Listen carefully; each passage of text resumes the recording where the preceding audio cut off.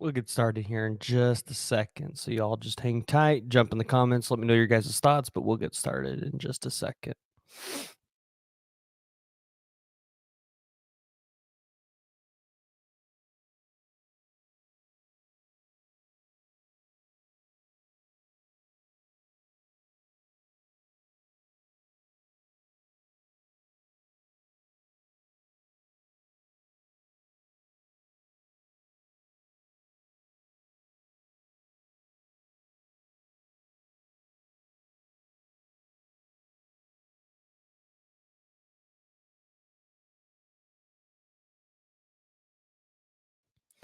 All right, how's everybody feeling today post win streak over? Jump in the chat, let me know what you guys think.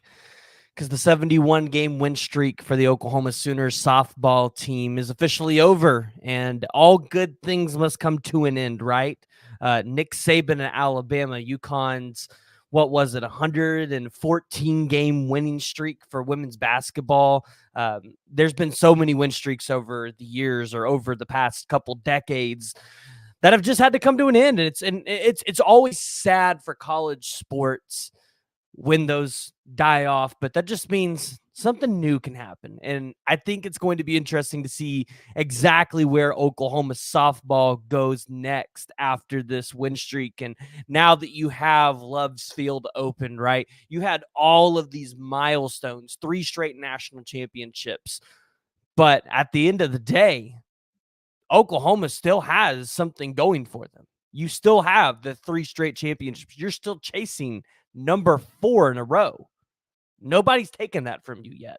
So it's going to be interesting.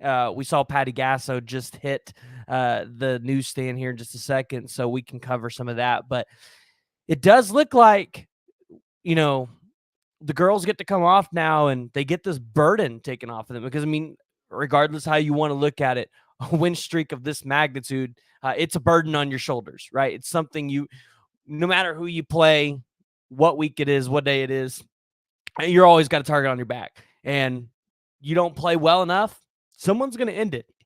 Someone's going to snap the win streak. So I want y'all to join in here and give me your guys' thoughts, because this was a pretty massive one, just not only for Oklahoma athletics, but for the NCAA. This was the 3rd largest win streak in NCAA history, behind the UConn women team. You had Oklahoma football behind the softball. You had the FAU with baseball. You had UCLA in there. So there's been a couple win streaks that this one's going to rank up there with. And you kind of have to ask yourself, compared to some of the other win streaks, how impressive is the 71 games? Because softball and baseball are 2 really hard sports, and I think a lot of people forget that. In fact, ESPN was ranking their top 5 hardest sports the other day, and baseball was number 1, but they didn't even put softball in there. It's like they were discrediting how hard it is day in and day out to go win these games, no matter how good of a team you are. So Oklahoma softball loses 7-5 today. And quite frankly, it's a game that I think a lot of Oklahoma fans, a lot of you guys watching, will probably agree maybe they didn't deserve to win, right? They didn't do some of the things that they were supposed to. They maybe messed up on a couple of things, and that's okay. It's okay. Like, in 71 games, if you finally make enough mistakes to lose a game, I don't think anybody's going to be mad at you for that. I don't think anybody's going to be wrong. I think what a lot of Oklahoma fans are going to be frustrated about, and you saw Seth Oliveris on Twitter talk about it yesterday. I talked about it today. I think Jackie over on Twitter talked about it yesterday too, which was, we never saw the NCAA account talk about Love's Field when it opened. It took them a whole day to post something about this stadium that is really, I mean, you expect is going to change the sport, right? Change the way that we look at softball and how many people attend. Because this isn't the World Series, right? This is Oklahoma softball. Like, people show up, like, we sell out season tickets to watch softball. Oklahoma has really, been one of the, if not the leader in spearheading softball to be growing as big as it is. I mean, I can remember back in 2012, that was the first time that I really ever remember softball being brought up when talking about sports in general, right? Look at how far it's came since then. And look at really what Oklahoma's done to spearhead making softball a sport that is nationally recognized. I mean, you have softball games being broadcasted on ESPN, ABC. Like the World Series has what, over 13,000 people that can go sit in that stadium and watch it? It's absolutely incredible. And for the NCAA to not recognize some of the accomplishments by Oklahoma, specifically a stadium that is the largest in the country, top of the line when it comes to your field and everything else around it, for them to take a whole day to acknowledge it, it's pretty pathetic. Then you get today, 6 minutes before the game is over, and the NCAA softball account decides they want to be a bunch of pansies and post a video now recognizing the softball stadium. Did you guys catch that? The NCAA, 6 minutes before OU lost their streak, because they knew this was coming, right? I think a lot of people that were watching the game, they understood the streak's probably over here. So 6 minutes before Oklahoma loses, they decide to go post a video basically recognizing the stadium. Not just a picture to post, a video, right? And then what do they turn around and do? Immediately after, retweet the Louisiana account, and then they make their own post, not even congratulating the Sooners on an incredible accomplishment of 71 games. Not even recognizing them for being the brand for your sport. No, it's Louisiana, they snapped the 71-game win streak. Shocker. This is how you treat your brand in college softball. I bet if this was Alabama or a Georgia or a Florida State or a Texas, we'd be getting a much different reaction, right? I would assume that if it was another brand outside of Oklahoma that had a 71-game win streak snapped, we probably would be getting a different reaction from the NCAA. So, and I get it. People are going to say, well, you guys jump too much to say refs or umps or the NCAA's against you guys. And I get it. Oklahoma fans, we make that case a lot. I feel like we have a pretty damn good reason to make that excuse. I mean, football, Oklahoma State, right? You have the pass interference call. That was game changer. You have last night in the freaking Houston game in basketball last night, a malfunction where the clock is not started and Houston hits a 3. And quite frankly, it felt like more than 3 seconds.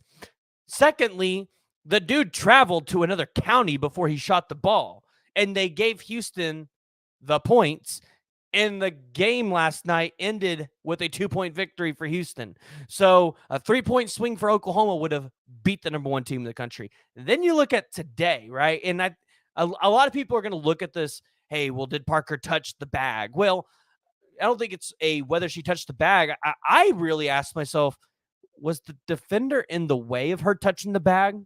Was she in the way? Like, was she on the bag to the point where Parker couldn't really get a good foothold on it? At the end of the day, I mean, that's just one play, and Oklahoma did plenty of things to kill themselves. All good things must come to an end, and that's what we said at the beginning of this.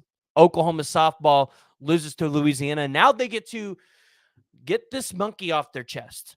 They get to look at the rest of their schedule. And I mean, I'm sorry, I feel bad for Texas A&M Commerce on Wednesday because these girls probably could come out with a vengeance after everything they're going to hear from today till Wednesday.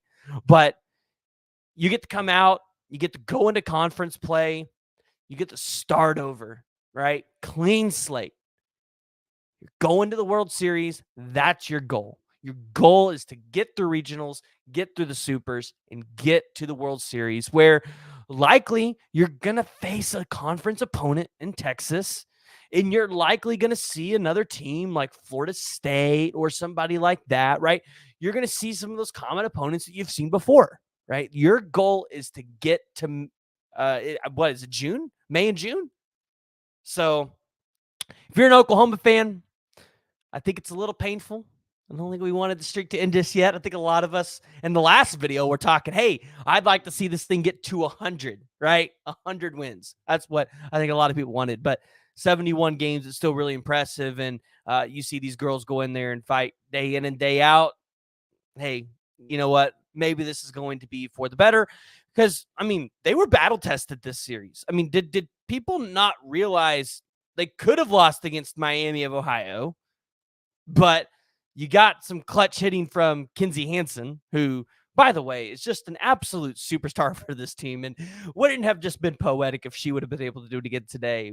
But you have her win the game for you against Miami of Ohio, and then you struggle here. I mean, it was time. These girls were tired. They were worn out. Like you could see the streak wearing on them. So I'm going to be curious to see what some of the responses are out of, especially some of the seniors like TRA and Jada. Like, I want to see how they respond to losing the streak and kind of how they respond for the rest of the season, right? Like, do we see the pitching tighten up a little more? Which, I mean, I know a lot of people weren't impressed with Nicole May the other day. I mean, guys, you guys realize Oklahoma's pitching is still probably the best core in the country, right?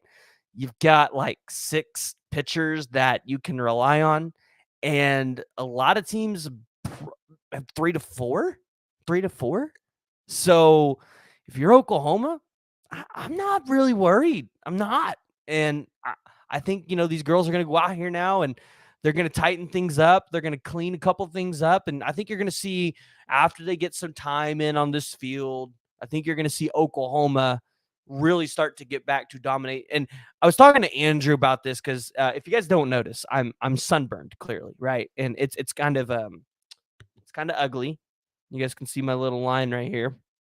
I was at the game yesterday with Andrew, and one of the things that we talked about was I felt like, I told him, I said, I've watched a lot of softball games this year, and I felt like Oklahoma hadn't been scoring as much as previous years. And he said, well, I mean, technically, when you look at it statistically, we're kind of closer to that Jocelyn Allo year. And it was like, okay, but it doesn't feel like it, right? I have a feeling we're going to come out of this, and Oklahoma's probably going to start hitting some runs. You're going to see these girls now play probably with a chip on their shoulder, because you're going to have the entire softball world. You're going to have, I mean, quite frankly, the NCAA probably against you, right? I mean, I think that's how we all feel after them not giving the appreciation to Oklahoma that we felt they should have gave us. I think you're going to see these girls come out with a chip on their shoulder and come out and play their best. And now you kind of, I mean, we were already circling those games against Texas in April 5th, 6th, and the 7th, where you're playing in Austin. And Texas is, I mean, they are really good, guys. You were looking at that and saying, hey, that's probably one of your losses this year, if not your only losses to one of those games in Texas. I think we're looking at those games now and saying those are going to be key games for Oklahoma. We're going to really find out what Oklahoma is made of when they have to go play who is right now the number 2 team in the country. I want to hear you guys on this, and Robert in the chat, I see him in there. Oh, I want to hear you guys on this. Do you think Oklahoma stays the number 1 team in the country, or do you think they get jumped by a Texas or a Georgia or somebody like that? I think Georgia lost, so I don't think they would jump us. But do you think Texas is going to jump Oklahoma for the number 1 team in the country? Do you think this loss is the reason now that everybody has to not vote Oklahoma as number 1? I want to hear your guys' thoughts on that, because it would not shock me to see voters say, you know what, this is the time now where we don't get to vote Oklahoma number 1. I would like to hear y'all's thoughts on that, because I think it can happen. I think it can happen. It's Oklahoma against the world. It's Oklahoma against the NCAA. That's how it feels every time. Unless you're Tennessee. I mean, Tennessee has the rights to say they're against the NCAA, because it seems like the NCAA is almost hammering them. So want to hear y'all's thoughts. Jump below, give me your guys' thoughts. Otherwise, we'll go ahead and wrap it up, and then we'll try to have somebody on this week to talk about the Sooners' run this weekend in Norman for the opening of Love's Field. Want to hear what you guys think. If you guys don't have anything, then we'll go ahead and wrap it up here. I just wanted to go ahead and get some initial thoughts out to the 71 game win streak taking a end, and then also get your guys' thoughts on the NCAA, because, man, it feels like the NCAA isn't doing Oklahoma any favors. So,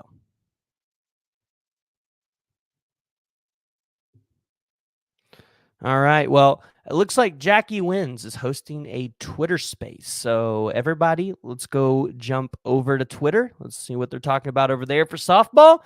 And we will see you all again later this week.